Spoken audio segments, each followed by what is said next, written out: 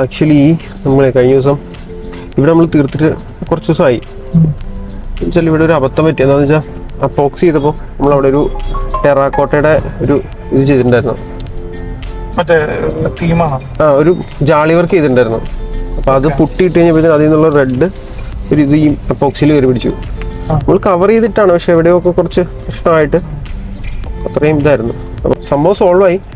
ഞാൻ രാവിലെ അത് പോയി നോക്കിയിട്ട് നോക്കിയായിരുന്നു. പിന്നെ ഫുൾ ക്ലീൻ ചെയ്തിട്ട് എനിക്ക് പോകാൻ പറ്റിയില്ല. നമുക്ക് ജസ്റ്റ് ഒന്ന് പോയി നോക്കാം.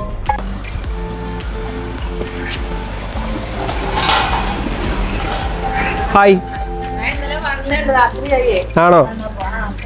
എൻ്റെ അടുത്ത് പറഞ്ഞു ക്ലീനിങ് ഒക്കെ ചെയ്യണം എന്ന് പറഞ്ഞായിരുന്നു. ക്ലീനിങ് ഒക്കെ ചെയ്യണം എന്ന് പറഞ്ഞു.